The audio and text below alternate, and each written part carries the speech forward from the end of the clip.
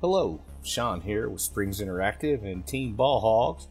Today I'm going to do a quick video on how to edit these overhead pool videos. This is going to be taking place in Adobe Premiere Pro, which I think is a great bargain as part of the Adobe Creative Cloud subscription. It costs me about $50 a month. I have access to all the Adobe tools, Photoshop, Illustrator, Premiere Pro, After Effects, and a host of other ones. It's just a great deal, fantastic deal. So I don't want this to turn into a Premiere Pro tutorial. Certainly not trying to do that today. If you want to learn how to use Adobe Premiere Pro, there's tons of resources online, and YouTube is full of them. So feel free to look and learn what you need there. But you may pick up a couple of workflow tips from this video, which I think is kind of important to just show folks how the workflow works. So this interface I've got set up here is not my normal working interface. I typically do this on two screens, but it's impossible to make a how-to and have it that wide, or a lot more work than I want to figure out right now. So we'll just do it this way. This should be able to help you understand the basic ideas. So for anyone not familiar at all with what's going on here, down below is the main timeline of the video I'm working on. This has already been worked on. Already put a lot of stuff in here.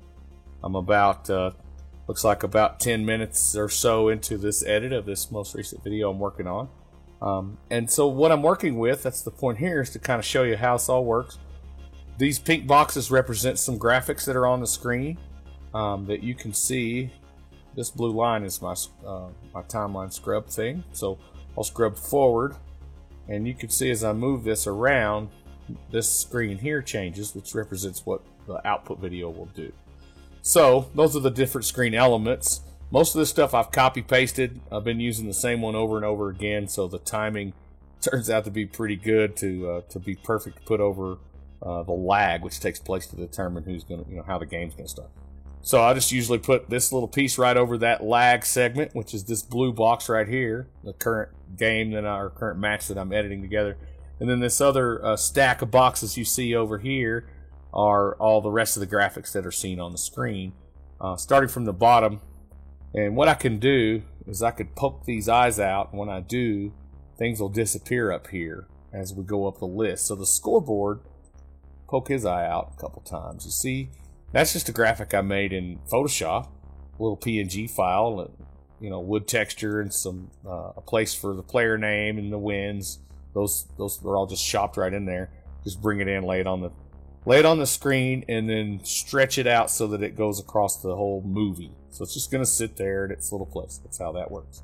And then layered on top of that is a now shooting graphic, which is that orange highlight, which I will change its coordinates on the screen as we go through and I'll touch on that as we go.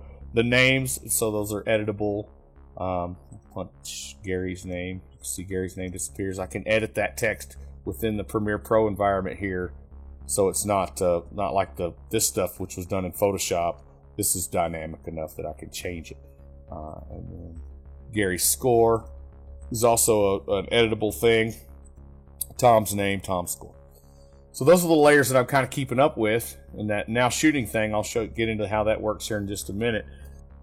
And so the idea, once that stuff's all established, is to go through and create these little video chunks of the shots that are taking place. That's the bulk of the work.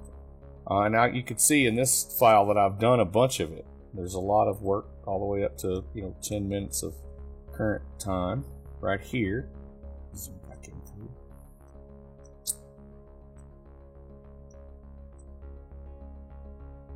So that's where I am on the video. And what I've done along the way is as the shooter changes. So by default, this now shooting graphic sits in the left position, highlighting that shooter. And so what I'm able to do there is when that shooter misses, then I'll use the razor tool and just put a little slice a little spot in the now shooting graphic. And then I'll carry on with my edit until the second shooter misses. And once that second shooter misses, I'll slice again. And now what that does is it isolates that little segment of time right there.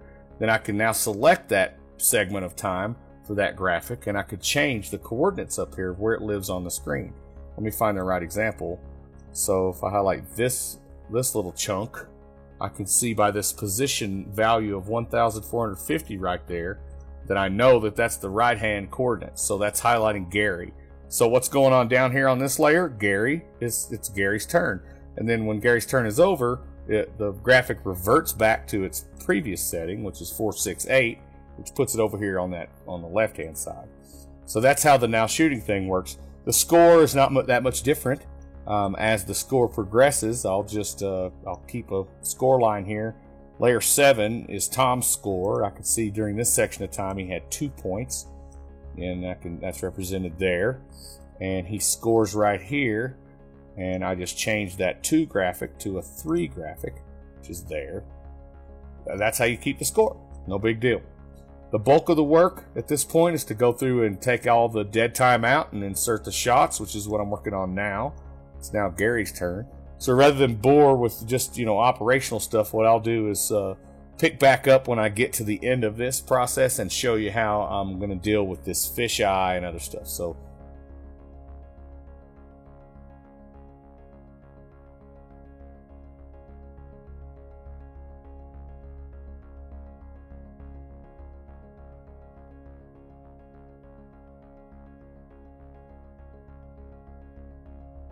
okay, so I've completed clipping out all the dead time.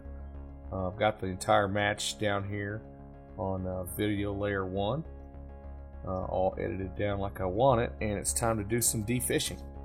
So the first thing I'm going to do is just go ahead and nest that whole thing together. That way I can apply a single effect to all of it, and that will make it look that way. And then I guess I'll go ahead and show you the presets here in Premiere Pro first.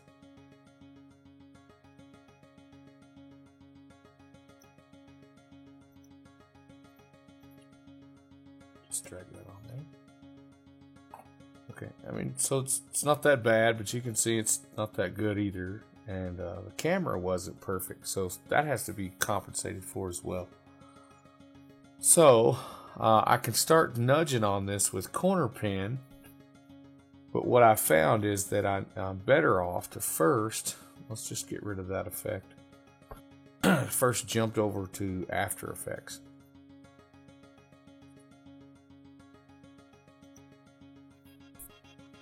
So it's bringing those assets over here into this interface, which just basically has more power for something like this.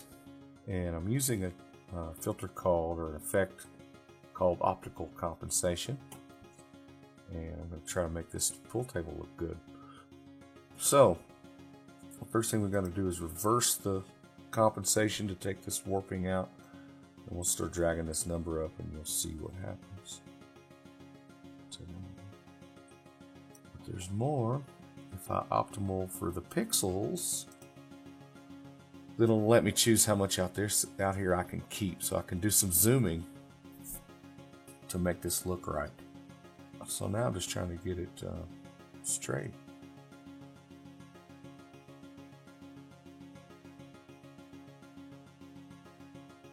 That's pretty good, but again, you can see the camera wasn't positioned perfectly, and it's causing the right-hand side over there to be a little bit wanky.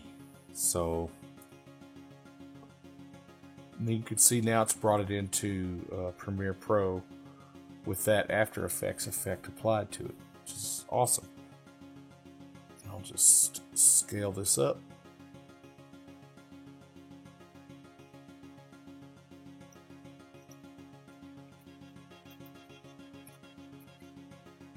Center it up. And then there is the corner pin effect. I'm going to go ahead and apply that.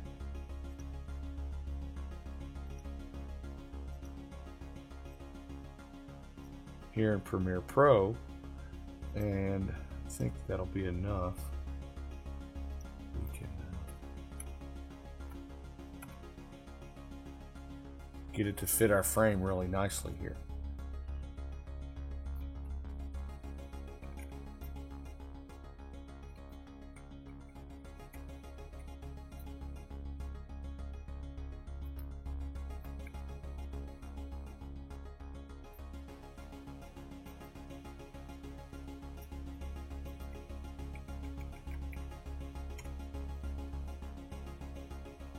bad. I think I'm a little bit. Just keep adjusting here until I get it.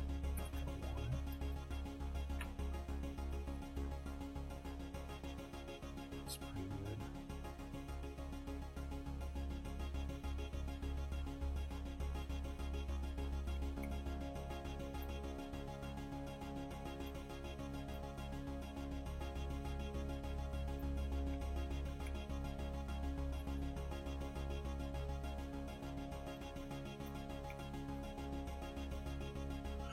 And there we go. Now we're defished.